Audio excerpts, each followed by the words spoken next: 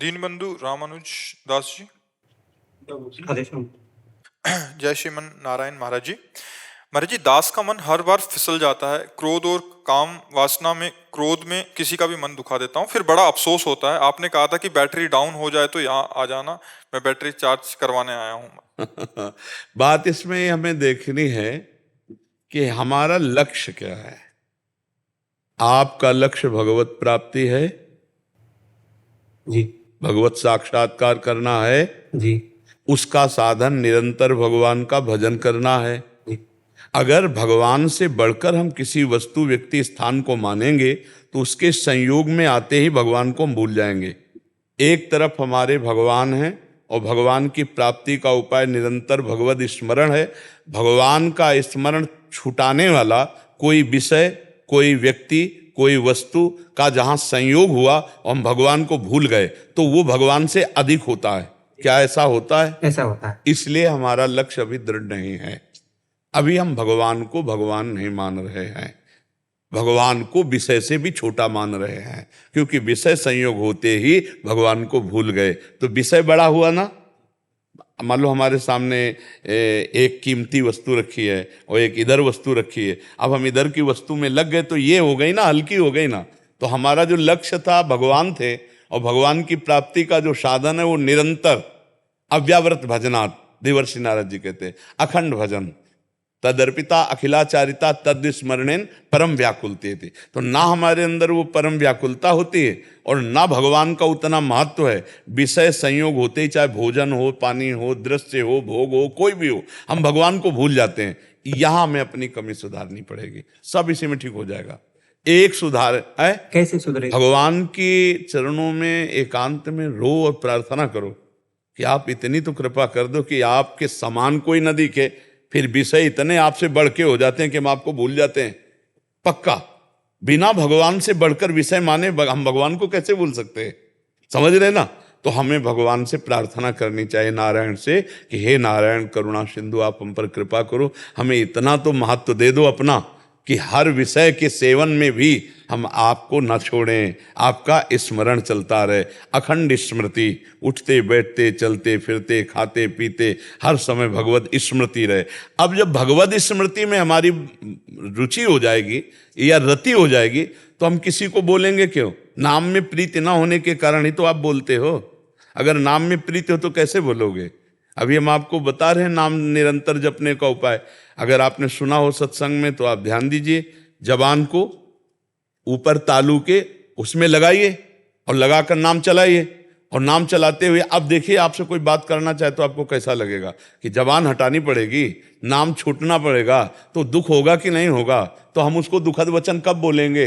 हमारे पास समय कहाँ है? हमारे पास इतना समय नहीं है कि हम उसको दुखद वचन बोलें। वो गाली दे रहा है, हम सुन के चुपचाप चल देंगे क्योंकि हमारा भजन चल रहा है। अभी भजन नहीं चल रहा है इसलिए बोल देते हो। यहाँ बोलने का मतलब क्या है? महाराज, जैसे प्रारब्ध को कोई टाल नहीं सकता, जैसे आशीर्वाद से, तो भजन प्रारब्ध को आप किसने कहा कोई टाल वगैरह, है? रोग वगैरह, अरे वो शरीर में आते हैं, बुद्धि में आते हैं क्या? भगवान के भजन करने के लिए, जैसे आप भगवान के भजन के लिए बुद्धि, मय्ये व मन आधत्स्व मयि बुद्धिम निवेशय। शरीर कष्ट में है, राधा राधा राधा राधा राधा हम मन प्रभु में लगाए हैं, कुछ नहीं बिगड़ा है। और अगर शरीर में मन बुद्धि लगा है तो स्वस्थ भी हो तो क्या फायदा? जिन हरि भगति हृदय नहीं आनी, जीवित सौ समानते प्राणी। प्रारब्ध को क्यों इतना बड़ा कर रहे हो? दास का प्रश्न था, जैसे आप आशीर्वाद से भजन में मन लगातार लग सकता है महापुरुषों के आशीर्वाद। हम बिल्कुल इस बात पे राजी नहीं हैं। कौन सा महापुरुष ऐसा है जो करुणा हृदय करके हमें आशीर्वाद ना दिए हो? ये हमारी प्रमाद स्थिति है, प्रमाद स्थिति। हमारे गुरु की हम पे कृपा है, हमारे भगवान की हम पे कृपा है, सब संतों की हम पर कृपा है, केवल हम अपनी कृपा नहीं कर पा रहे। प्रभु अपनी कृपा, हमें अपनी कृपा की जरूरत है कि जो आज्ञा हुई उसके अनुसार हम चल लें। अब उसको हम टाल रहे हैं कि प्रारब्ध जोरदार है, काल ही कर्म ईश्वर मिथ्या दोष लगाए। आप समझ पा रहे हैं इस बात? अरे समय अनुकूल नहीं है, अरे ईश्वर की इच्छा नहीं है, प्रारब्ध बड़ा बलवान है, दैव बड़ा, ये सब बेकार की बातें, परमार्थिक पथिक नहीं देखते। नियम लिया, निष्ठा ली, प्राण दे देंगे लेकिन बढ़ेंगे। ये वीर बहादुरों का मार्ग है, समझ रहे ना? हाँ, हर कदम सुदृढ़, नाम जपते हुए भगवान का भरोसा, हर मार्ग के जितने शिलाएं हैं, रोड़ाएं हैं, सब हटते चले जाएंगे। ये भगवान का मार्ग बच्चा, सूरवीर बनो। लक्ष्य में दृढ़ता ना होने के कारण, भजन में प्रियता ना होने के कारण ये सारे दोष सुरक्षित बने रहते हैं और हम अपने दोषों को बहुत प्यार से छुपा के रखते हैं।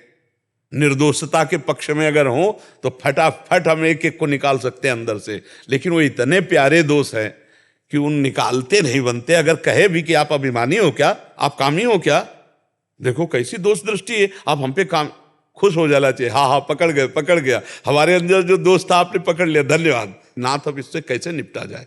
अब हम लोग बड़े दोषों को छुपाते हैं और सामने प्रस्तुत करना चाहते हैं सद्गुण, तो दोष हमें अंदर ही अंदर जो मिटिया मिट करते रहते हैं। होना ये चाहिए कि सद्गुण छुपा जाए और दोषों को व्यक्त कर दे। देखो बड़े महापुरुषों को, गोस्वामी तुलसीदास जी लिख रहे हैं, जो मैं अपने अवगुण कहूँ, बाढ़ई कथा पार नहीं लहूं। गोस्वामी तुलसीदास जी कह रहे, हनुमान जी क्या कह रहे, असमय अधम सखा सुन मोहू पर रघुवीर। अपने को अधम कह रहे हैं, है नहीं।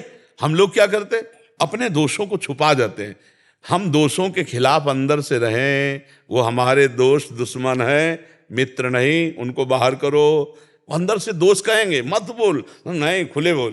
देखो साधु हैं सूरदास जी क्या कह रहे, मौसम कौन कुटिल खल कामी, जिन मुँह को तन दियो ताही बिसरायो, ऐसो नोन हरामी। और हम लोग जब कहीं जाएंगे तो परिचय देंगे ना, कोई अपना पद का परिचय, कोई अपनी डिग्री का परिचय, कोई अपनी विद्वता का परिचय, सम्मान का परिचय।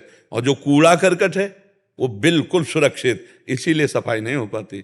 जब कहीं संत समाज में जाए तो चुन चुन के अपने अंदर के दोष, उनको पकड़ पकड़ के लिखे दिमाग में, मेरे अंदर ये दोष है, ये दोष। संत समाज क्या होता है, दर्पण होता है संत समागम। आप वहाँ बैठ जाइए, अपने आप आपको अपने दोस्तों की रील समझ में आ जाएगी, अपने आप दिखाई देगा। आज से ये नहीं करूँगा, यार ये बहुत बुरी आदत है हमारे अंदर, ये नहीं करूँगा, ये अपने आप आएगा संत संग में। संत संग का एक प्रभाव होता है, आप जैसे बैठे हो अपने आप आपके चलेगा, यार आज से ये छोड़ दूंगा, आज से ये छोड़ दूंगा, आज से ऐसा करूंगा, आज से ऐसा करूँ। ये संत समागम का तेज अपने आप आपसे कराएगा। तो हम लोगों को दोषों को छोड़ना है, हमें भगवान को प्रथम जगह रखना है, इतनी ऊंचाई पर रखना है कि त्रिभुवन की राजलक्ष्मी देने पर भी आधे पल का जो भगवान का विस्मरण नहीं करता वही महाभागवत है। समझ रहे ना, यही त्रुटि सुधार लो, सब सुधर जाएगा। एक साधे सब सदे, भजन पकड़ लो, नाम जब न छूटे, सब ठीक हो जाएगा। समझ रहे आप। ये लगा रहता है कि इसी तरह से जो है आज इस तरह से करते रहते हैं। मैं एक तरफ तो विश्व बंधुत्व की बात करता है। बात यहाँ देखो, हमारी बात यहाँ ये समझनी है कि हम सबको अपनी अपनी बुद्धि को भगवदाकार बनाना है। हम दूसरों की बात करके अपना समय नष्ट करेंगे, सुधार नहीं। सुधार होगा हमको तप संपन्न होना है, हमको अपनी बुद्धि को परमात्ममय बनानी है, तब हमारे वचनों का प्रभाव समाज के ऊपर लागू होगा। आज हमारे यहाँ उपदेश बहुत बढ़ गए हैं पर स्वयं के आचरण मलिन होते चले जा रहे हैं, इसलिए दंभ और पाखंड की बढ़ती हो रही है। बिन विवेक वैराग्य भक्ति बिन सत्य नये को मानो, भगवत विमुख कपट चतुराई सो पाखंडे जानो। हम वाणी से बहुत लक्ष्यदार बढ़िया भाषण दे दें और आचरण हमारे अपवित्र हो तो उससे कुछ नहीं। आचरण पवित्रता, बुद्धि की पवित्रता, ये समाज में बहुत कम हो रही है। समाज में बुद्धि की भ्रष्टता, आचरण की अपवित्रता बढ़ती चली जा रही है। इसलिए सुधार पहले हमको अपने अपने से शुरू करना होगा, समाज से नहीं। हमारे लोगों की जो बुद्धि खराब हो गई है उसका कारण है हम ये कह रहे हैं कि ये सब सुधरें। कभी ऐसा नहीं हो सकता, पहले हमें सुधरना होगा, फिर ऐसे सुधार हो। देखो भगवान की 3 प्रकार की लीलाएं हैं। एक शतोगुणी लीला जिसमें सृजन, एक रजोगुणी लीला जिसमें पालन, और एक तमोगुणी लीला जिसमें संहार पक्का होगा, क्योंकि भगवान की लीला है। हमको संसारी आदमी बोले बोले दो, हमको ये देखना है कि मेरे प्रभु की क्या इस समय रुचि है, क्या लीला है। जैसे सृजन अत्यंत आवश्यक है, वैसे पालन अत्यंत आवश्यक है, तो क्या वैसे विनाश आवश्यक नहीं है? कभी कभी दैवी संपदा बढ़ती है तो असुरों का विनाश होता है, आसुरी संपदा का। कभी कभी आसुरी संपदा बढ़ती है तो दैवी संपदा का नाश होता है। ये खेल चलता रहता है। जो ज्ञानी है, जो भगवत मार्ग का पथिक है, वो सर्वे भवन्तु सुखिनः, पर ये जरूर देखता है कि इसमें 3 लीलाएं भगवान की हो रही हैं। इसलिए सुख दुखे समय कृत्वा लाभा लाभो जया जयो, सुख दुख में, लाभ हानि में, जय पराजय में समान भाव रख करके अपने धर्म का पालन करते हुए हम भजन में लगे हुए हैं। हमारे संग में जो आ गए उनको सदुपदेश, सतमार्ग, ना चलो भ्रष्ट हो तुम्हारी मौज, चलो उत्तम बनो तुम्हारी मौज, हम दोनों में समान रहेंगे, हमारे ऊपर कोई फर्क नहीं पड़ेगा। अगर आप गलत चलते तो मैं मानता हूं कि आप अपना नाश स्वयं कर रहे हैं, तो हम तुम्हें कैसे बचा पाएं। आप सही चल रहे हो तो हम सर झुककर तुम्हें सर प्रणाम करते हैं, सर आंखों पर तुम्हें रखते हैं, आगे बढ़ाते हैं। ऐसे अपने संतों का कार्य है। हमें दुख सुख में नहीं लिप्त होना। भगवान की ये सृष्टि है, जिम्मेवारी उनकी है। हमारा कार्य है स्वयं धर्म में, स्वयं में कोई गलती ना होते हुए दूसरों को भगवत मार्ग में चलाना। अब जब स्वयं हम धन की लालसा करेंगे, हम मान की लालसा करेंगे, हम भोगों की लालसा करेंगे और दूसरों को वैराग्य का उपदेश करेंगे तो लागू ही नहीं होगा, उपहास होगा, कुछ नहीं होगा, मनोरंजन, सिर्फ वाणी का विलास, मनोरंजन होगा। तो आचरणों में शुद्धि लाना कितना कठिन है आप देख रहे हैं। प्रवचन कर लेना बहुत सरल है, लेकिन मन और इंद्रियों को विषयों से हटाकर भगवान में लगाना बहुत कठिन है। हिमालय उठा लेना सहज है, लेकिन मन को पकड़कर भगवान में समर्पित करना बहुत कठिन है। वो तो भगवान की कृपा से हो जाता है, नहीं तो बहुत कठिन है मन को लगाना। पूरे जीवन भर मन को शांत रखना, विषय भोग ना भोगना, परमात्मा के चिंतन में रखना, ये हमारे ऋषियों की परंपरा रही है। उसी परंपरा से भारत जो है जगत गुरु पद पर, वो विश्व गुरु पद पर, वो ये सर्व मंगल उन्हीं से होता है, उन्हीं संतों से होता है। वैसे सत्संग में तो हम अतरे दिन कहते रहते हैं कि बिना भगवान के भजन के ऐसा कोई जादू टोना, ऐसा कोई मंत्र, ऐसा कोई जंत्र सृष्टि में है नहीं जो ठीक कर सके। बिल्कुल तो वही हमें लगता है कि आज जो युवा है, युवा संतों को सुनना चाहते हैं, मगर ये कुछ पुरुष हैं जो उनको बरगला देते हैं। तो वो वैसे सत्य को कोई बरगला नहीं सकता है। नहीं कहा मुनीश हिमवंत सुनु, जो कछु लिखा लीलार, जो भाग्य में लिख गया, देव दनुज नर नाग मुनि को न मेट निहार। फिर क्या करे, फिर क्या करे, ये जंतुर, ये मंतुर, ये सब काम ना। जो तप करे तुम्हारी कुमारी, तो भावी हुमेटी सकहें त्रिपुरारी। यदि तप किया जाए, भजन किया जाए, तो भाग्य को पलटा जा सकता है। ये हवन और जंतुर मंतुर ये सब नहीं, ये खुली बात लिखी है। का मुनीस हिमवंत सुनु, जो कछु लिखा लीलार ना, देव दनुज मुनि नाग कोई भी को न मेटन। सुनो भरत भावी प्रबल, बिलख कहो मुनिनाथ, हानि लाभ जीवन मरण जस अपजस विद्या। कोई भी सिद्ध महापुरुष भगवत मार्ग का ये सब नौटंकी नाटक करते नहीं मिलेगा। हमारे ब्रजमंडल में एक से एक सिद्ध हुए, अगर आप एक का भी नाम बता दें कि ऐसे कोई बात करता था, एक का भी नाम, हाथ है जोड़ के बात करके, चरण वंदना करके, भिक्षा लेके भगवान को प्राप्त हो गए। या एक से एक सिद्ध जिनके अधीन प्रिया प्रीतम है, भगवान है, वो ऐसे निकल गए, कभी कोई जान नहीं पाया कि इस कोटि के सिद्ध हैं। तो हम इन बातों को तो ज्यादा महत्व देते ही नहीं हैं। हम यही बात कहते हैं, यदि अपना मंगल चाहते हो तो भगवान का नाम जप करो और अपने आचरण सुधारो। तुम्हें किसी के आशीर्वाद की जरूरत नहीं, आचरण सुधारोगे सब आशीर्वाद अपने आप मिल जाएगा। कन्हैया जी मुंबई से। श्री हरिवंश।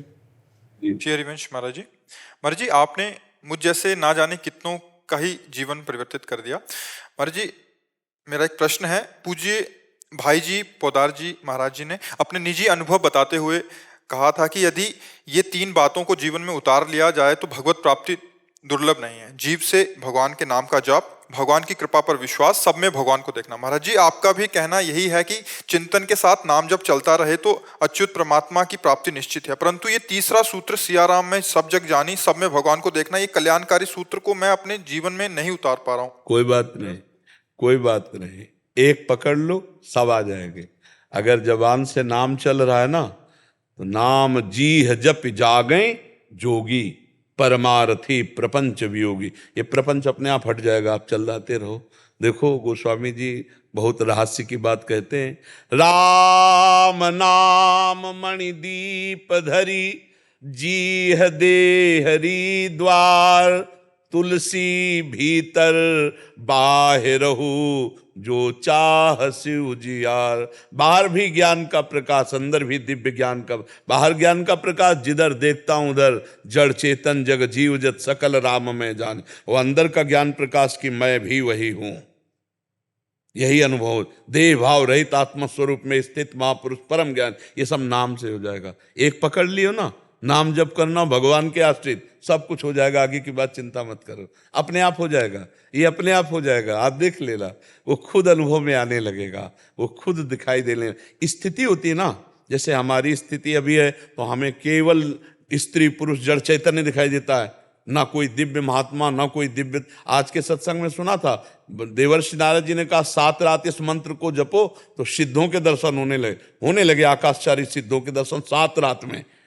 हम लोग अभी जैसे जैसे भजन से पाप नष्ट होगा, प्रवृत्ति पाप की नष्ट होगी, योग्यता आएगी, वैसे वैसे महापुरुषों से मिलना हो जाता है, बड़े बड़े महापुरुषों से मिलना हो जाता है, और महापुरुषों की कृपा से वो ज्ञान प्रकट होता है, जिससे चराचर जगत भगवान है, परम सत्य है, ये अनुभव में आने लगता है। ये अकल लड़ाने से नहीं होता, ये स्थिति है।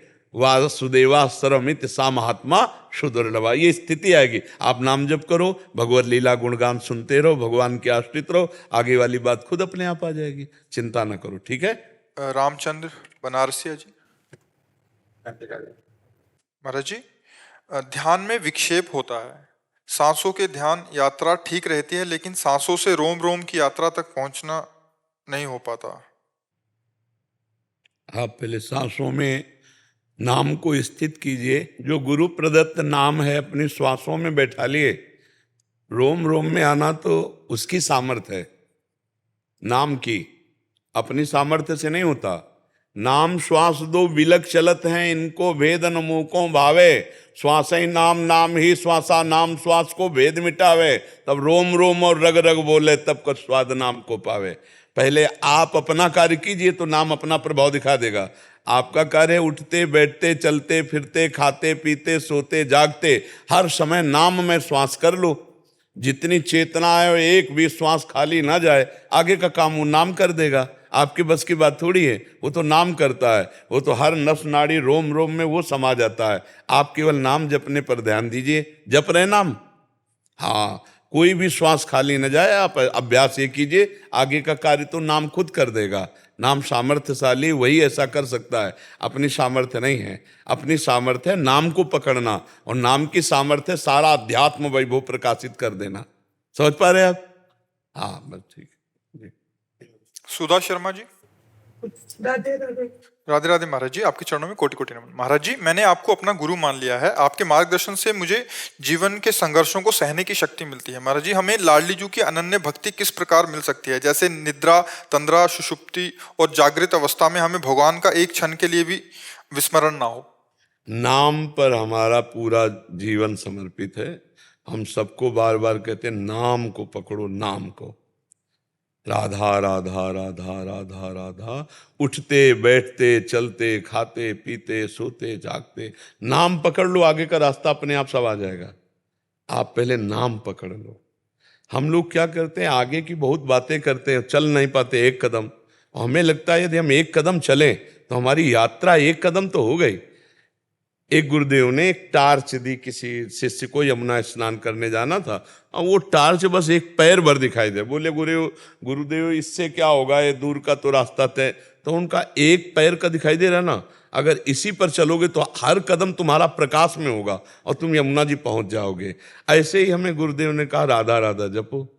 हमें लगता है और तो कुछ बताया नहीं, तो तुम राधा राधा जपो, इस पर चलो, तो अगला कदम तुम देखोगे अध्यात्म की ऊंचाई पर चढ़ता चला जाएगा। और केवल अध्यात्म की ऊंचाई की बातें अगर हैं तो शास्त्रों में बहुत लिखी हैं, लेकिन आप में एक को नहीं आएंगी जब तक आप भजन नहीं करोगे। इसलिए हमें जीव से भजन करना शुरू करना चाहिए। पूज्य राधा बाबा कहते जैसे मशीन से नहीं, राधा राधा राधा राधा राधा राधा राधा राधा राधा राधा राधा, अब चल रहा अंदर राधा राधा, आपको कोई प्रश्न करने की जरूरत नहीं रहेगी, सब अपने आप अंदर दिखाई देने लगेगा कि ये मार्ग है, यहाँ से ऐसे चलना है, ऐसे चलना है, सब प्राप्त हो जाएगा। पर आजकल हम लोग बातें बहुत करते हैं और भजन कम करते हैं या भजन नहीं करते हैं। तो बातों से तो परमार्थ होगा नहीं, तय तय तो होगा पूरा जब हम नाम जप करेंगे, अच्छे आचरण करेंगे, भगवान के आश्रित रहेंगे, तभी परमार्थ तय होगा। तो हमें लगता है खूब डट के नाम जप करो, किसका प्रश्न है? नाम जप करो, सब हल हो जाएगा। और नाम जप नहीं करोगे तो प्रश्न पे प्रश्न और उत्तर पे उत्तर, और मिला कुछ नहीं। मिलेगा भजन से, हमारी बात समझ। जब राधा बाबा से कोई प्रश्न करता तो बाबा पूछते थे कितना नाम जप करते हो, तो जब ये नाम का सही उत्तर नहीं दे पाए तो कहते जाओ 1 महीना 1 लाख नाम जप करो, फिर आओ फिर उत्तर देंगे, तब हमारी बात समझोगे। तो भाई हमें लगता है नाम जप किया जाए, सब उत्तर उसी में समाये हुए हैं। नाम जप करो तो जागृत स्वप्न सुषुप्ति स्फुरत में राधा पदाब्ज छटा। जागृत स्वप्न सुषुप्ति जो आपने पूछा, जागृत स्वप्न सुषुप्ति स्फुरत में राधा पदाब्ज छटा। कब? जब हर समय राधा राधा राधा राधा राधा, और लंबे समय तक। ये नहीं कि 2-4 दिन दिया देखा राधा चटा रहे कि नहीं आ रहे तो बोले अभी काम नहीं बन रहा। बहुत समय तक हम मन को निरंतर नाम में लगाएं। और कलयुग है, मन को निरंतर नाम में लगाना बहुत कठिन है। आप लोग देख लीजिए, ऐसे छलांग मारता है कि पता ही नहीं चलता कि 10 मिनट कहाँ ले गया। नहीं, फिर होश आया कि अरे तो भाग गया, फिर राधा राधा राधा राधा। और ऐसा भी हो सकता है कि राधा राधा चल रहा है ले गया। बहुत विचित्र है। मन को भगवान में निरंतर लगाना सबसे कठिन काम है। इसलिए नाम जप करो, सब ठीक हो जाएगा। जितेंद्र शुक्ला जी, रायपुर। राधे राधे। राधे राधे महाराज जी। महाराज जी कह रहे हैं कि ये गुरु कृपा से संस्कृत पाठशाला, बच्चों के लिए स्कूल एवं वृद्ध माता पिता की सेवा हेतु आश्रम का निर्माण कर रहे हैं और उसके सेवाओं में लगे हैं। बट आपका सत्संग सुनने के बाद कह रहे हैं कि इनका मन अभी इनमें नहीं लग रहा, अब ये क्या करें या नहीं करें ऐसी सेवाएं? उससे हमें लगता है अगर नाम जप करते हुए करो तो समाज सेवा बढ़िया बन जाएगी, और भगवान का भजन करते हुए भगवान की प्राप्ति भी हो जाएगी। सब में भगवान है। बड़े बूढ़ों की सेवा करना, अनाश्रितों की सेवा करना, ये भगवान की सेवा के अंतर्गत आता है। जो भगवान इन रूपों में है ना, जैसे कोई पागल है, कोई बीमार है, बड़ा बूढ़ा है, अपने शरीर की सेवा नहीं कर सकता, उनकी जो सेवा है वो साक्षात भगवान की सेवा है। तो हमें लगता है आप वो भी करो और नाम जप करो तो बहुत अच्छा रहेगा। छोड़ो तो नहीं, छोड़ने की सलाह हम नहीं देंगे। गुरु जी की आज्ञा थी तो इस मार्ग में चल पड़ा था। हाँ। लेकिन जब से आपका सत्संग और दर्शन हो रहे हैं जी, तो हम भी यही चाहेंगे कि नहीं, हम भी यही चाहेंगे कि आप विद्यार्थियों को पवित्र भाव से रहकर उनको संस्कृत सिखाओ, माता पिता वयोवृद्धों की सेवा के संस्कार डालो, और स्वयं कोई ऐसे वयोवृद्ध हो उनकी सेवा करो और नाम जप करो, छोड़ो मत ही। हाँ, सेवा बहुत बड़ा धर्म है, परहित सरिस धर्म नहीं भाई। बस गलत भाव ना हो, ना बच्चों के साथ गलत भाव हो और ना बड़े बूढ़ों से सेवा का पैसा लेने की बात हो। बड़े बूढ़ों की सेवा के नाम पे या विद्यार्थियों के पढ़ाने के नाम पे या विद्यार्थियों से असभ्य जो नहीं होना चाहिए वो भाव, अगर ये सब नहीं है तो यही भगवत प्राप्ति करा देंगे। बस ये आपको देखना है, यही भगवत प्राप्ति कराएंगे। नाम जप करते हुए वयोवृद्धि की सेवा, विद्यार्थियों को विद्यादान, और यही भगवत प्राप्ति करा। जब से गुरु जी की आज्ञा से भागवत करना शुरू किया तो सारा जो धन है वो उस बीच में ही लगाया। हाँ ठीक है, बहुत अच्छा है, सावधानी रखते रहिएगा। माया बड़ी विचित्र है, कहीं से भी पकड़ के पटक सकती है, तो सावधान रहिएगा। गुरु जी एक प्रश्न था कि गुरु जी का तो देह शांत हो गया, लेकिन गुरु ने जो मंत्र दिया है, लेकिन भाव वो मंत्र के प्रति भी है और ठाकुर जी के प्रति भी जी, तो करूं क्या? मंत्र जपो, ठाकुर जी से प्यार करो, क्या है, उन्हीं के सारे मंत्र हैं। भगवान के अनंत नाम हैं। एक तो शास्त्र नाम है, जैसे विष्णु शास्त्र नाम, राम शास्त्र नाम, गोपाल शास्त्र नाम, ऐसे भगवान के अनंत नाम हैं। तो भगवान तो एक है, उनके अनंत नाम और मंत्र हैं। तो जो भगवान से प्यार है, वो भले देवी का मंत्र हो, भले किसी का मंत्र हो, भगवान ही तो देवी बने हुए हैं। कृष्ण ही काली है, काली ही कृष्ण है, कृष्ण सब वही बने हुए, एक ही परमात्मा। हम भगवान को अम्मा मानना चाहते हैं, माँ, भगवान ने माँ रूप धारण कर लिया। हम भगवान को पिता मानना चाहते, भगवान पिता रूप धारण कर लिया। हम भगवान को दोस्त मानना चाहते, हमारे भगवान दोस्त बने। हम भगवान को पुत्र मानना चाहते, हमारे भगवान पुत्र। कितने कृपालु है, कितने कृपालु है। भगवान तो एक ही है, हम सब अलग अलग उनको प्यार किए। कोई उनको पति मानता है, कोई उनको पुत्र मानता है, कोई उनको पिता मानता है। भगवान हर रूप में भगवान हमारे। तो हमारे पास कितनी बढ़िया सुविधा है। अगर हमें माँ से प्यार है तो हम अपने भगवान को माँ मान करके, माँ में भगवान को देख करके उपासना कर सकते हैं। कितना बढ़िया अपना सनातन उपासना, कितनी बढ़िया उपासना है कि हम वृक्ष में भी भगवान मानते हैं।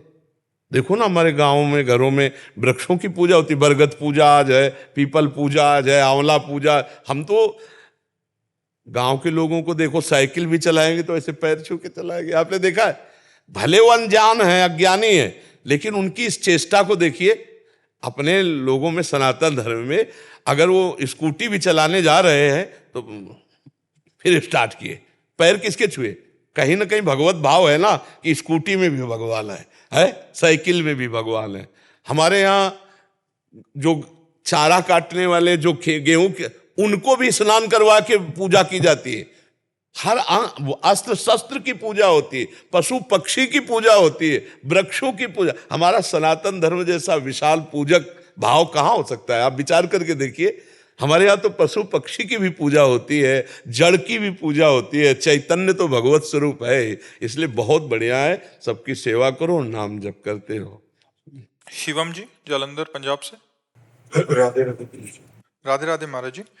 महाराज जी, सात्विक भक्ति मार्ग में सबका गंतव्य एक ही है, तो मार्ग इतना अलग कैसे है? अलग अलग संप्रदाय अपनी ओर आकर्षित करते हैं। नहीं हम नहीं स्थिर नहीं हो बच्चा, जैसे हमें बिहारी जी जाना है और वृंदावन आओ, तो अब जो उधर से आ रहे हैं तो उधर से भी मार्ग तटिया स्थान के बीच से, ऐसे रंगनाथ जी के होते हुए, इधर से मथुरा से आ रहे हैं तो अटल्ला चुंगी से मार्ग है, फिर इधर से आए तो परिक्रमा मार्ग है। लेकिन सब बिहारी जी जाएंगे। अगर एक ही मार्ग बनाया जाता तो अव्यवस्था हो जाती कि नहीं हो जाती? आप विचार करके देखो। अगर चारों तरफ से मार्ग हैं तो जाना सबको बिहारी जी है, लेकिन व्यवस्था बढ़िया हो रही ना। अगर एक ही घाट बनाया जाता तो अव्यवस्था हो जाती है ना। सैकड़ों हजारों घाट हैं, तो हजारों घाट में नहा एक ही यमुना जी रहे, लेकिन सुविधा हो गई। अब ऐसे जो ज्ञान प्रधान है, बुद्धि प्रधान है, वो वेदांत मार्ग में चलेगा।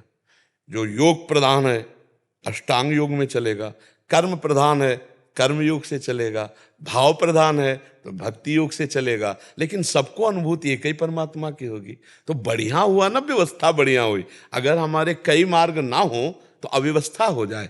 जब बिहारी जी के यहाँ ज्यादा भीड़ वाला उत्सव होता है ना, तो बांस लगा के दूर वाला मार्ग बनाया जाता है, और कई मार्ग बना करके, जिससे व्यवस्था सही रहे, तो पूरे विश्व की व्यवस्था सही रहे। इसलिए ये बहुत से मार्ग हैं। परमात्मा तत्व तो एक ही है। अच्छा, एक ही घाट बच्चा बनता तो कैसे स्नान हो पाते? नहीं, अगर सैकड़ों घाट बने हुए तो बहुत बढ़िया व्यवस्था है। ये गलत व्यवस्था है क्या?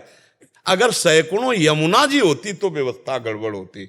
यमुना जी तो एक ही है, घाट सैकड़ों हैं, तो परमात्मा एक ही है। आप भी स्वीकार करते हो, और मार्ग उसके बहुत है, तो बहुत बढ़िया है ना। अलग अलग स्वभाव, अलग अलग प्रकृति के लोग हैं, तो उनके लिए मार्ग, किसी को ये मार्ग भक्ति का अच्छा लगता है, किसी को योग का अच्छा लगता है, किसी को ज्ञान का अच्छा लगता है, लेकिन जो मार्ग में चलने पर प्राप्त होता है वो परमात्मा तो एक ही होता है। इसलिए बच्चा अच्छा है, अच्छा है, कुछ बुरा नहीं है, उसको समझे हम केवल। क्यों, आपकी राय क्या है? हमारे लिए मार्ग कौन सा सही है, उसको चूज कैसे करना है? अपने स्वभाव के अनुसार या फिर अपने गुरुदेव के अनुसार। दो बात समझे, या तो अपना स्वभाव समझ में आवे तो, नहीं तो अपने को किसी संत के हवाले कर दे, वो मार्ग बता देंगे, आज चल दो। या तो आपके समझे हुए मार्ग हो कि एक यमुना एक्सप्रेस से उधर, और एक आता अटल्ला चुंगी से, एक परिक्रमा मार्ग से, एक तटिया स्थान की तरफ से। तो अपने को पता है कि भाई हमें तो परिक्रमा मार्ग वाला अच्छा लगता है, लेकिन आपको सब मार्गों का ज्ञान तो है नहीं।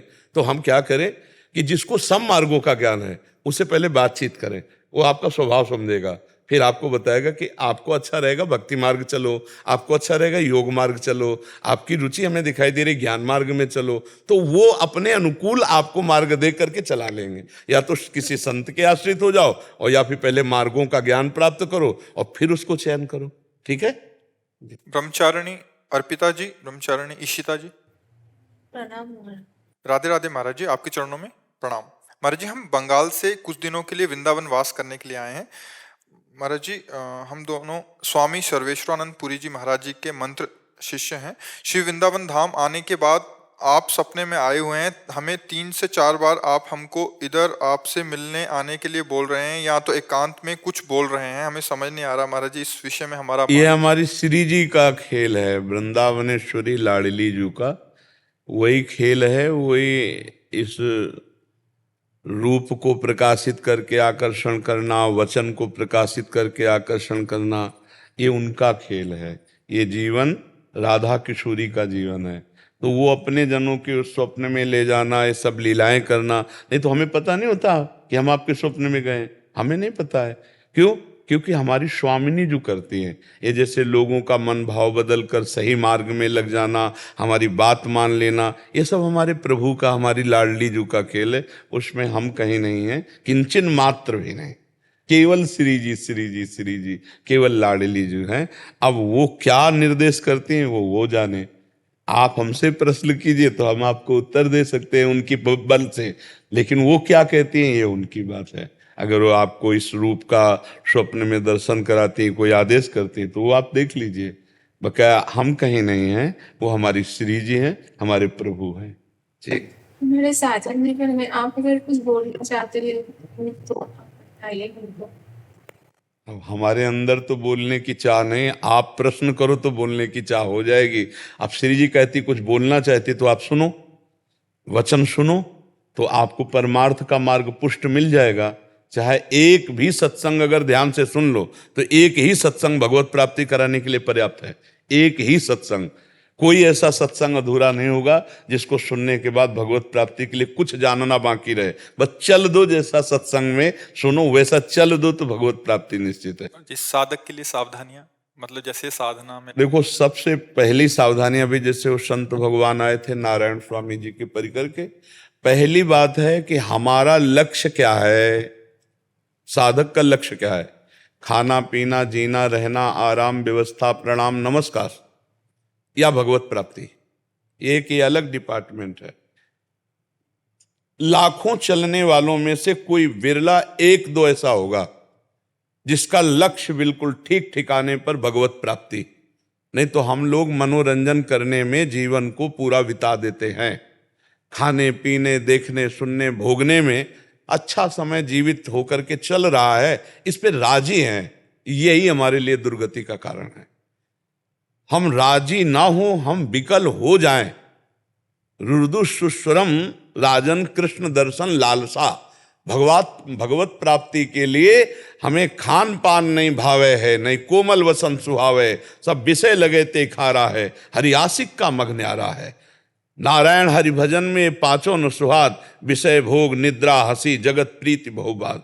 एक अंदर उदासी, एक खिन्नता, हर समय निरंतर भगवत स्मरण परायण, किसी से बोलने का मन न हो, न काहू सो बोलिबो, ना कोई व्यवहार, अपनी कुंवर किशोरी को जियत निहार निहार, शांत हो जाए। पहला है शांत रस, 5 रसों में पहला शांत रस है।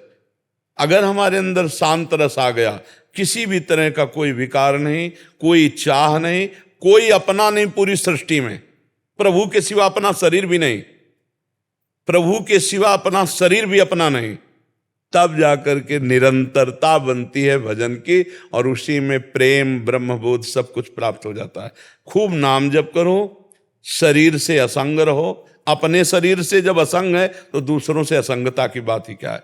जो दुख सुखावे प्रारब्ध के अनुसार शरीर को भोगने दो, आप इसके साक्षी होकर निरंतर भजन परायण रहो, इसी से भगवत तत्व का बोध हो जाएगा, इसी से भगवत प्राप्ति हो जाएगी। महर्षि, इसमें एक प्रश्न था। महर्षि, हम सब साधक जन एक मन में ऐसा रहता है कि हो जाएगा अपने आप, हम तो चलते रहे, या नाम भी चल रहा है और ये भी चल रहा है, ये नहीं, थोड़ी नाम चल रहा है तो ये नहीं हो जाएगा, मतलब थोड़ा नहीं ढिलाई दी तो मारे जाओगे पक्की बात है। अगर 10 मिनट भी मनोरंजन में गए तो तुम 24 घंटे भजन करने वाले हो भले मारे जाओगे, माया गिरा देगी। ऐसा नहीं है, एक भी बिंदु अगर आपने दोषयुक्त अपने अंदर बनाए रखा तो मार के गिरा देगी माया। तो ये इसके तो लिए अभी साधक नियमावली पहले बिल्कुल आजीवन नियमावली पक्की, आजीवन। थोड़ा भी मनोरंजन तो मार के गिरा दिए जाएंगे।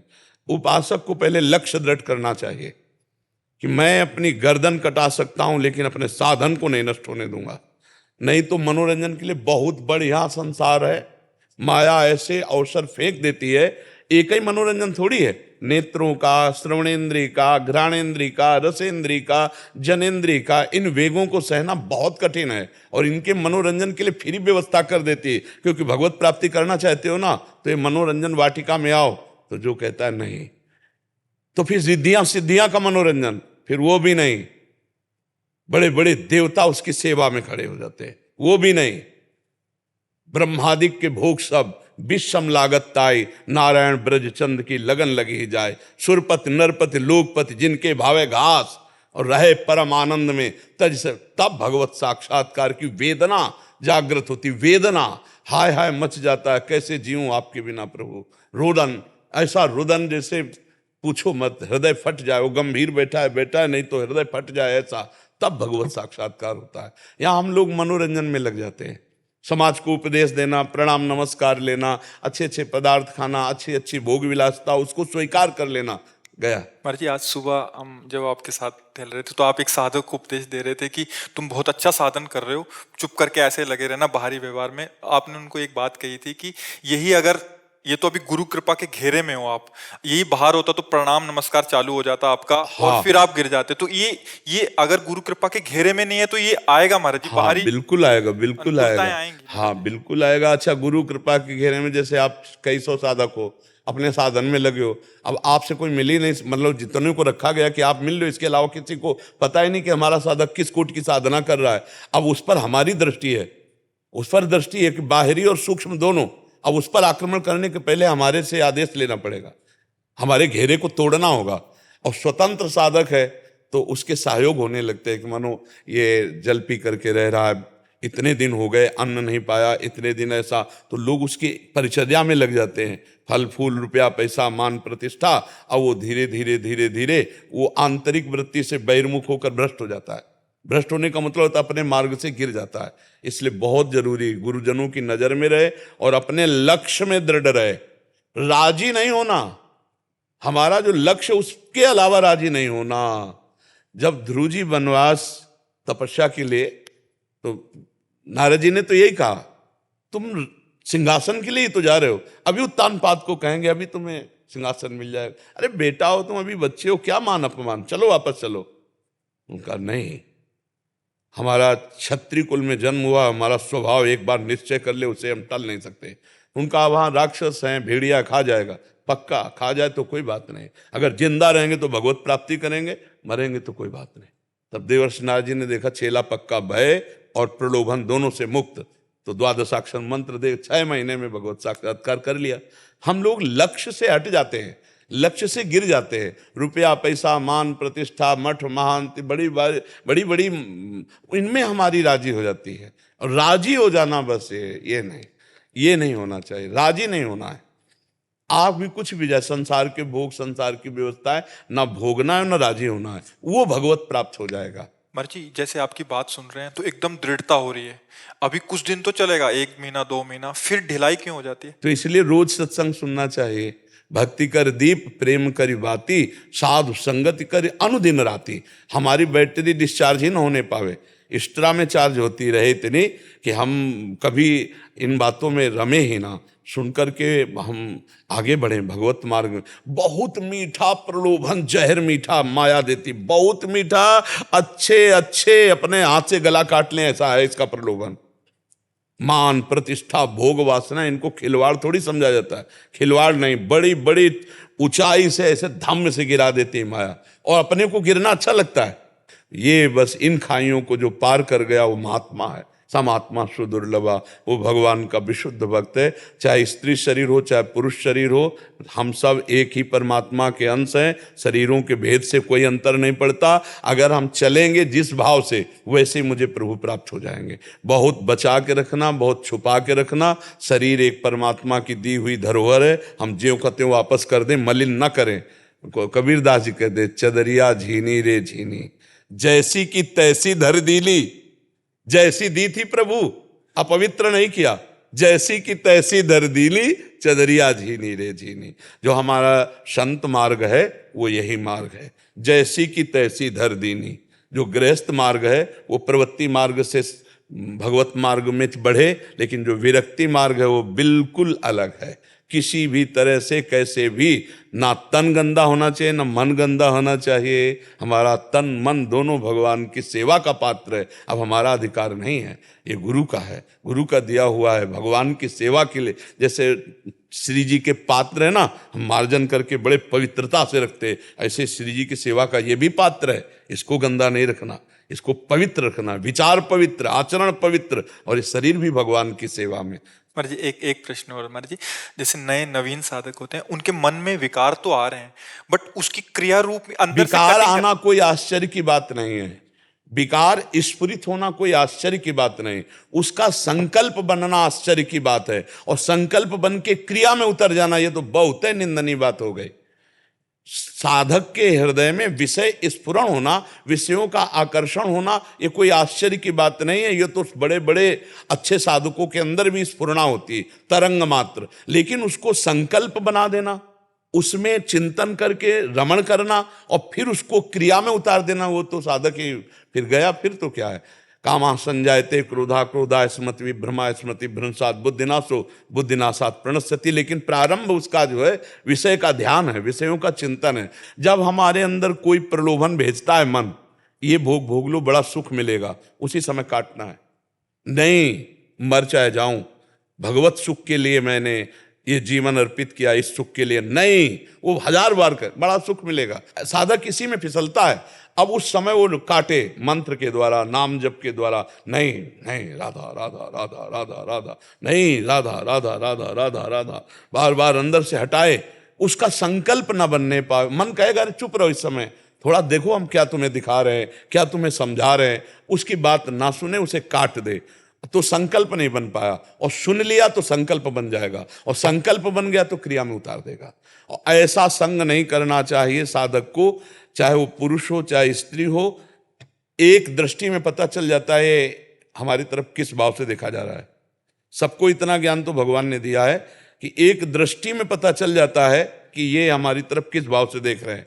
अच्छा चलो, देखना से, फिर व्यवहार से पता चल जाता है कि ये सकाम या निष्काम। अगर हमको समझ में आ जाए कि ये काम संबंधी चेष्टा वाला, काम संबंधी चेष्टा वाली, जैसे भी, तो हमको तत्काल उसका संग ऐसे त्यागना चाहिए जैसे काला सर्प आ जाए और हमारी गोदी में गिर जाए तो हम क्या करेंगे? विचार करेंगे क्या? पहले फटकेंगे, पहले हमको भागना चाहिए, पहले दूरी बनाना चाहिए, फिर विचार करना चाहिए। हमारे शास्त्रों में ऐसा लिखा है, जैसे कोबरा सर्प आके हमारी गोद में गिर जाए तो विचार करेंगे क्या? नहीं, पहला काम करेंगे उसे फेंक देंगे। ऐसे ही कुसंग जहां होने को हो तो पहला काम करे, पहले भागे, वहां से हटे, विचार की जरूरत नहीं, पहले हटो, दूरी बनाओ, फिर विचार करो। अगर विचार में लग गए, दूरी नहीं बनाया, तो फिर मन की चाल होती है। जैसे कोई भी विषय है, वो कहेगा हम भोगेंगे नहीं, दूर से देख लेते हैं, किसी भी विषय को भोगना नहीं, बस छू लेते हैं, धीरे धीरे धीरे धीरे, तो मन बड़ी फुसला के फंसाता है, हम लोगों को इसी फुसलाहट में गिराता है। इसी को संभालना है। किसी भी तरह से पहले ही उसमें एक विषय में गिरा सकता है तो हर विषय में गिरा सकता है। साधक को हर विषय में सावधान रहना चाहिए। छोटे छोटे बिंदु हैं जिनसे हमको मन फिसला करके सिंधु में गिरा देगा। अभी तो बिंदु हैं, लेकिन सिंधु में गिरा देगा जहां से निकल पाना मुश्किल है, और वो विषय में डूब जाएगा। इसलिए साधक को तो बहुत, चाहे जवान हो चाहे बूढ़ा, इससे कोई मतलब नहीं, शरीर से कोई मतलब नहीं मन को, तो हम कभी भी ढिलाई ना दें। अगर साधक ढिलाई देगा तो हर सुविधा मिल जाएगी, भगवान नहीं मिलेंगे। सारे सुख मिल जाए, क्योंकि भगवान के लिए चले हो ना।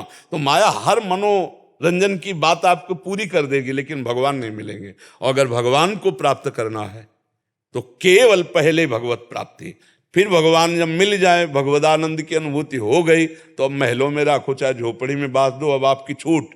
लेकिन जब तक आप नहीं मिलोगे तब तक आपको भी छूट नहीं कि महलों में राखो चाहे झोपड़ी में बांध दो। नहीं, हमें आप चाहिए, पहले आप मिलिए। आपसे युक्त होकर जहां चाहो लगा दो। आप नहीं मिलोगे तब तक कुछ स्वीकार नहीं करेंगे, पहले आप चाहिए। साधक को पहले इसमें लगना चाहिए। खूब भगवान का भजन करो, बुरे आचरणों का त्याग करो। किसी भी तरह से विरक्त भाव वाले उपासक को भगवान के सिवा किसी भोग में राजी नहीं होना चाहिए। पक्का किसी भी तरह का प्रलोभन, चाहे वो गुरु हो चाहे कोई भी हो, पक्का हम जिस मार्ग के पथिक हैं उस मार्ग को समझना चाहिए। अगर गुरु भी हमारी परीक्षा ले तो हमको भ्रष्ट नहीं होना चाहिए, विरोध में खड़े हो जाना चाहिए। तो गुरु प्रसन्न हो जाएगा अगर असली होगा, और नकली होगा तो बच जाओगे। दोनों बात है ना, नकली होगा तो बच जाओगे, असली होगा तो प्रसन्न हो जाएगा। शाबाश, परीक्षा ली जाती है ना, शाबाश। नहीं महाराज, शास्त्र ऐसा नहीं कहता, ऐसा आज तक किसी गुरु ने आदेश नहीं किया, ऐसा नहीं हो सकता। तो अगर डुप्लीकेट हुआ तो एड़ी कांपने लगेगी आपकी दृष्टि मात्र से, तो आप बच जाएंगे। अगर असली हुआ तो आशीर्वाद देगा, जा निर्भय विचर, जब तुम मेरे से फेल नहीं हुआ तो विश्व में कहीं फेल नहीं होगा। तो होता है ना। तो हमको ये ध्यान रखना है कि सत लक्ष्य में अगर गुरु भी हमारा आदेश कर दे विपरीत, तो हमको उसकी भी बात नहीं माननी, वो हमारी परीक्षा होगी और हम आगे निकल जाएंगे। और अगर हम डिसमिस स्वभाव, ढुलमुल स्वभाव, तो फिर ये मार्ग बहुत कठिन है, बहुत कठिन है। ऐसे ऐसी परीक्षाएं, ऐसा ऐसा रूप लेके प्रश्न आती है माया कि भगवान बचा सकते हैं, दूसरा कोई उपाय नहीं, कोई उपाय ही नहीं है। ये अपने पूरे जीवन में अपने लोगों ने सब देखा है ना, तो दृश्य देखे भगवान की माया के, अलौकिक अलौकिक दृश्य। बस एक लक्ष्य नहीं, ये मेरा लक्ष्य नहीं, नहीं नहीं, भाग भाग भाग। आज तक एक दोस्त नहीं बोला, एक दोस्त नहीं बोला, पूरी सृष्टि में हमारा एक भी दोस्त नहीं। तो दुश्मन का सवाल है नहीं, जब दोस्त ले तो दुश्मन के, राग ले तो द्वेष का सवाल ही नहीं। और जो दोस्त बने हैं वो चमत्कारिक है, उन्हीं का सारा खेल चल रहा है। वही दोस्त हैं हमारे प्रभु, प्रभु के सिवा कोई दोस्त नहीं। ये सब है, हम इनको अपना नहीं मानते। हमारे स्वामी शिष्य रूप धारण करके आए और मुझसे सेवा, ये स्वांग करवा रहे हैं गुरु रूप का। बका हम इनके सेवक हैं, ये हमारे सब स्वामी हैं। आप सब आए हो, मेरे भगवान इस रूप में आए, प्रश्न उत्तर का आनंद दिला रहे, बस इतना भाव है। ये नहीं है कि यहाँ से ज्ञान निकल रहा है, नहीं नहीं, आनंद का परस्पर बोधयंतः, ये केवल सुख देने के लिए भगवान इस रूप में आए हुए हैं। बहुत सावधानी से चलो तो इसी जन्म में भगवान मिल जाएंगे, और ऐसे मिल जाएंगे जैसे हम आपको देख रहे हैं, गले लगते हैं, बात करते हैं, भक्तों के संग भगवान खेलते हैं। बस जैसी भावना करोगे वैसा ही आपको अनुभव आएगा। जाकी रही भावना जैसी प्रभु मूर्ति देखी तेरे, ये यथा माम प्रपद्यन्ते तास तथैव भजाम्यहम्। अगर आप चाहोगे कि भगवान मेरे सामने प्रकट हो, ऐसे बस वो परीक्षा लेंगे कि और किसी में राजी तो नहीं है। जैसे छोटा बच्चा खिलौनों से खेलना बंद कर दे, रोने लगे, तो माता दूसरा खिलौना बेचती है, उससे ही रोता है तो माता किसी और को भेजी, जा गोद में ले ले, थोड़ा खवा पिला, ऐसा। वो फिर भी रोना बंद ना करे तो कहे बड़े नटखट है, हमारी गोद में चुप, तब वो लेगा। ऐसे ही भगवान भी है, पहले खिलौने देते हैं, खेलो, नहीं चाहिए खिलौना तो फिर सिद्धियां जाओ चुपवा दो जाके, नहीं चाहिए, फिर भी रो रहा है, तो मानेगा नहीं, मुझे ही जाना पड़ेगा, तब भगवत साक्षात्कार। हम लोग तो अब आजकल सुनते हो क्या कि कहीं किसी के ऋषि के पास अप्सरा आ गई है मतलब जैसे कि भाई उनका तप भंग करने के लिए देवलोक से अप्सरा आ रही, जरूरत है ही नहीं। तब पहले काम हम लोग छोटी मोटी वस्तुओं में गिर गए, हम लोग छोटे मोटे भोगों में गिर गए, तो अब जरूरत ही क्या है ऊपर से कोई दैवी शक्ति आवे हमें नष्ट करने के लिए, है ही नहीं। जब गिरा हुआ है तो क्या जरूरत है। अगर हम भगवान के सिवा किसी के लिए राजी ना हो तो अभी आपको दिव्यताएं सब दिखाई देने लगेंगी। दिव्यताएं ऐसे ही गंगा की धारा से दिव्य महापुरुष प्रकट हो रहे हैं, एक से एक अलौकिक। रेत में बैठे बैठे दृश्य बदल गया, ऐसे अलौकिकताएं, दिव्यताएं। क्योंकि जब आप भोगों से दिव्य की तरफ चलेंगे तभी तो दिव्य को देख पाएंगे। अभी तो हम छोटे छोटे भोगों में गिर जाते हैं, चंद रुपए में, चंद स्वाद में, चंद भोगों में गिर जाते हैं। हमको चाहिए कि ये जीवन ऐसा मजबूत बनाए कि हम गिरे ना, चाहे गृहस्थ हो चाहे विरक्त हो।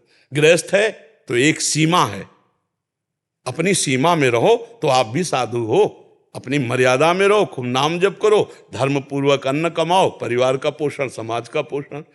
विरक्त है, भिक्षादि के द्वारा अपना उदर पोषण, आकाशवृत्ति के द्वारा उदर पोषण और आजीवन भजन। तो ऐसी ऐसी देवियां हुई हैं। पूज्य राधा बाबा कहते कि आनंदमयी माता को जो हम देखते थे तो ऐसा लगता था कि बस सिंह नहीं है, साक्षात अम्बा बैठी है। बाल ब्रह्मचारिणी, निरंतर भजन परायण। तो राधा बाबा कहते थे कि जब आनंदमयी माता को देखते तो ऐसा लगता साक्षात अम्बा बैठी, बस सिंह पास नहीं है, नहीं तो साक्षात जगदम्बा बैठी। दैवी शक्ति जागृत कर ली। पुरुष नपुंसक नारीवा जीव चराचर कोय, सर्व भाव भज कपट तज मोहि परम प्रिय सोय। जो भगवान के मार्ग में पवित्रता से जीवन निर्वाह करते हुए चलता, कोटि कोटि बंदने। देखो मीरा जी हुई, कितनी बड़ी बड़ी भक्ताएं हमारे देश में हुई जो एक से एक दिव्य भाव में। कितना कष्ट दिया गया मीरा जी को। जब मीरा जी पहले दिन ब्याह करके ले गए थे तो उनको पहले दिन बता दिया था कि हमारा ब्याह हो चुका है श्री कृष्ण गिरधर से। तब उन्होंने कहा था एकांत में तुम और हम जब मिलेंगे तो आप हमारी गुरु होगी, मैं आपका शिष्य होऊंगा, कभी पति नहीं। पर समाज में आपको पत्नी का स्वांग करना पड़ेगा, नहीं तो घर परिवार वाले। तो समाज में जब होता तो पत्नी का स्वांग करते हुए, एकांत में जब होता तो चरणों के पास बैठ करके सांग उपदेश सुनते थे मीरा जी से। मीरा जी ने बता दिया था मेरे प्रीतम श्री कृष्ण है, परम पवित्र परम ब्रह्मचारिणी मीरा जी। परम ब्याह हुआ था लेकिन एकांत में गुरु शिष्य की तरह रहते थे। ये एकांतिक बात है मीरा जी की। उन्होंने बता दिया था मेरे तो गिरधर गोपाल दूसरो न कोई, जाके सिर मोर मुकुट मेरो पति सोई। आप निमित्त मात्र हैं। तो उनका मुझे सौभाग्य होगा कि आप हमें एकांत में शिष्य रूप से स्वीकार करें। ऐसा ही जीवन रहा। तो कोई भी भजन करे, भजन करके यदि भगवान को चाहे तो निश्चित प्राप्त कर सकता है, कोई भी हो चराचर जगत में। पर भगवान को कपट छल अच्छा नहीं लगता। भगवान ने अपने हृदय की बात कही, निर्मल मन जन सो मोहि पावा, मोहि कपट छल छिद्र न। कपट छल छिद्र भगवान को, ड्रामेबाजी अच्छा नहीं लगता। हम दोषी हैं, पापी हैं, नीच हैं, प्रभु आपके हैं जैसे हैं, और खुले हृदय से प्रभु को पुकारे तो जन अवगुण प्रभु मान न काऊ, दीन बंधु अति मृदुल स्वभाव। सारी गलतियों को माफ करके भगवान उसे अपना साक्षात्कार देते हैं। राधा राधा राधा राधा राधा राधा राधा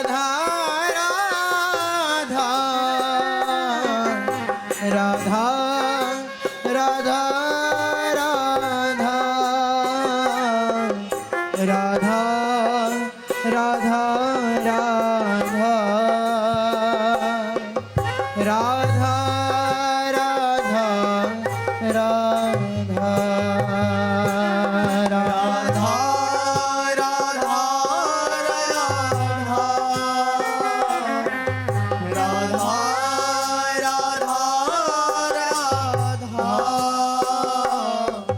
राधा